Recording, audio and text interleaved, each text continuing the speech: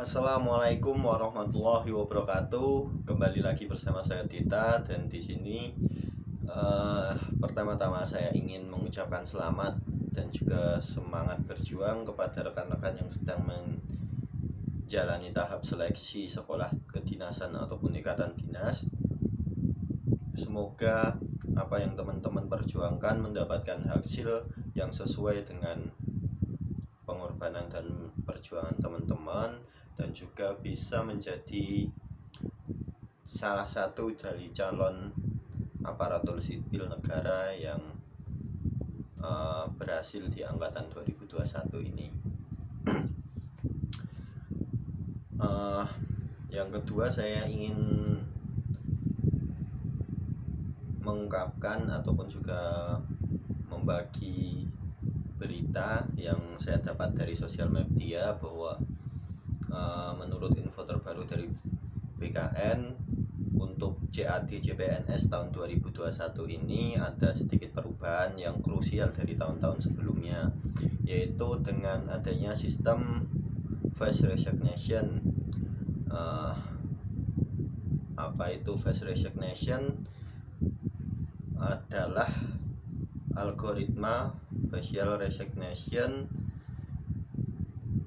satu jenis sistem identifikasi biometrik yang dirancang untuk memetakan fitur wajah seseorang secara sistematis ataupun juga matematis. Dan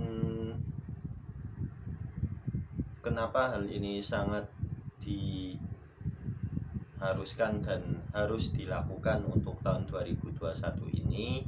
Untuk menjaga transparansi dan juga kredibilitas dari BKN selaku penyelenggara seleksi CPNS yang kemarin tahun 2019 ada beberapa kasus di mana banyak perjokian ataupun juga peserta yang meminta tolong orang yang bisa ataupun lebih pintar daripada peserta tersebut untuk mengerjakan tugas SKD-nya yang dibantu oleh beberapa panitia ataupun juga beberapa oknum-oknum yang nakal di situ. Dan alhamdulillahnya BKN langsung sigap dengan menambahkan fitur ini, sehingga kedepannya insya Allah transparansi dari seleksi akan lebih diperketat lagi. Kemudian dari video-video saya yang kemarin, rekan-rekan ada banyak yang bertanya, Mas Bang, kalau dari formasi SMA ataupun SMK, aliyah dan sebagainya, kira-kira apa saja yang bisa didaftar gitu kan. Di sini saya akan membagi beberapa formasi yang sering dibuka oleh instansi-instansi, yang dimana untuk jenjang pendidikan adalah minimal SLTA sederajat, bisa SMA, SMK, aliyah dan lain sebagainya. Untuk instansi pusat dari Kemenkumham biasanya ada sipir, kalau sekarang nama kerennya Polsuspas atau Polisi Khusus Lapas, penjaga tahanan dan lain sebagainya. Itu biasanya setiap tahun pasti ada pembukaan. Teman-teman yang berminat untuk menjadi Polsuspas bisa langsung pantau blog Kemenkumham. Persiapkan fisik dan juga mental karena ada tes MAPTA, dan juga perbaiki kesehatan diri. Kemudian di Kemenkumham ada juga keimigrasian, di mana rekan-rekan akan ditaruh di bandara misalnya, dan juga pelabuhan-pelabuhan untuk menangani masalah-masalah keimigrasian. Yang kedua, Kemenhub itu ada penjaga mercusuar. Penjaga mercusuar biasanya diletakkan di tempat-tempat yang bukan perkotaan dan juga tempat-tempat yang agak sepi penduduk. Jadi untuk teman-teman yang sangat berminat untuk menjadi ASN dan mencari formasi yang sepi peminat, bisa mencoba untuk mendaftar di Kemenhub dengan formasi penjaga mercusuar tersebut, karena biasanya dari tahun ke tahun formasi ini sepi akan peminat. Kemudian dari Kemenhub kita punya pengawas keselamatan pelayaran pemula, instruktur pemula, petugas keamanan AFSEK, Kelasi, Kerani, Serang, Markonis, Bakes, Bosun, dan lain sebagainya. Untuk jabatan-jabatan kayak Kelasi, kayak AFSEK, dan lain sebagainya itu biasanya membutuhkan sertifikasi khusus. Misal untuk bagian kapal-kapal biasanya membutuhkan sertifikasi BST dan lain sebagainya, yang rekan-rekan bisa mencari di balai-balai latihan perkapalan. Dan untuk AFSEK atau Affiliation Security biasanya membutuhkan sertifikasi, yaitu Basic AFSEK, dimana untuk mendapatkan lisensi Basic AFSEK, rekan-rekan bisa mendaftar ke LPK di LPK penerbangan di tempat rekan-rekan berada, ataupun juga mendaftar yang gratis. Biasanya pembukaannya setahun sekali ataupun juga 2 kali, yaitu di Curug.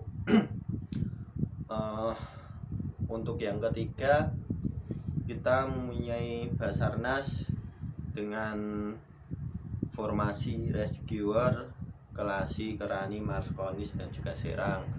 Untuk Basarnas sendiri biasanya memang peminat dan masyarakat yang tahu akan formasi-formasi di sini agak minim. Jadi untuk rekan-rekan juga yang siap untuk bekerja di mana saja bisa mencoba formasi ini.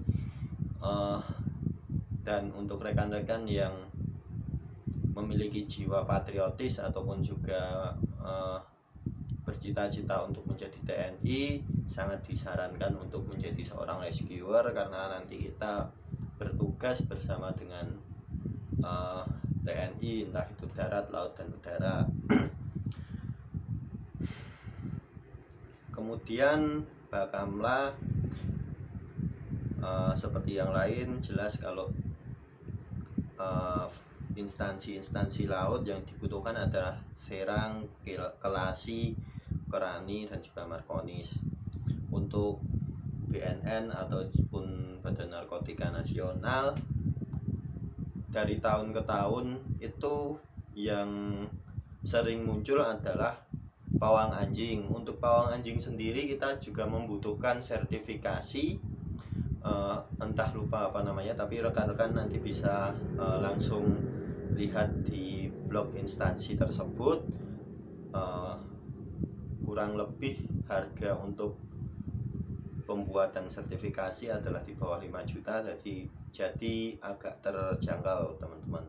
Selain dari pawang anjing, ada juga penjaga tahanan, di mana rekan-rekan akan ditempatkan di kantor BNN untuk menjaga tahanan-tahanan kasus narkotika.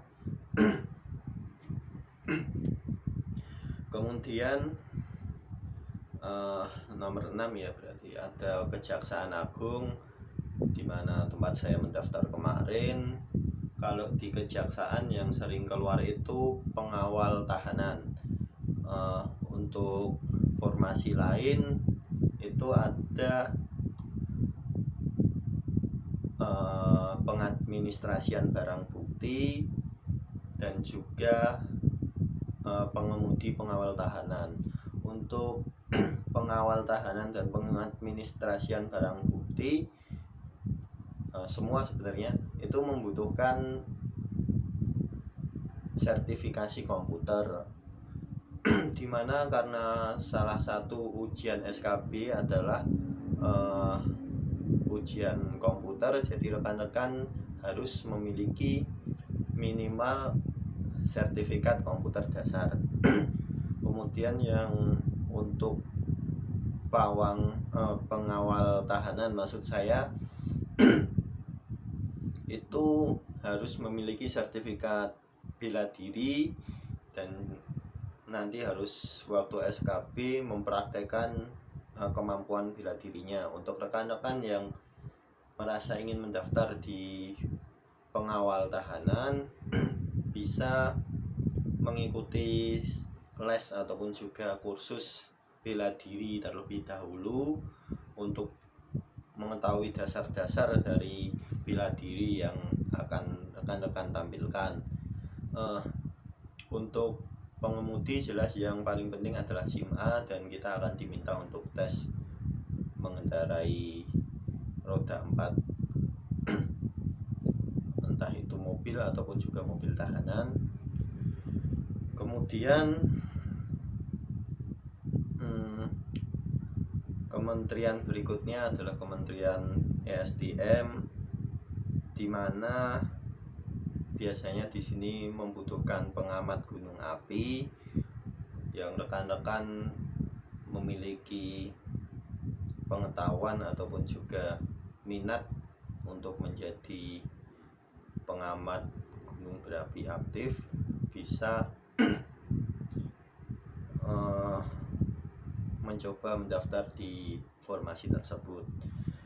Kemudian untuk Kementerian Sosial ada pekerja sosial pemula, untuk Kementerian KKP ada Kelasi, untuk instansi daerah yang sering keluar adalah Satpol PP, Damkar ataupun pemadam kebakaran, pengadministrasian hukum, dan juga polisi kehutanan.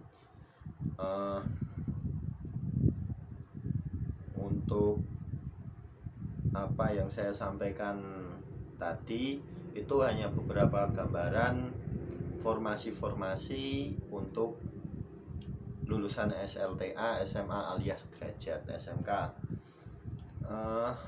Bagi teman-teman yang memiliki masukan lain bisa kasih komentar di bawah ini.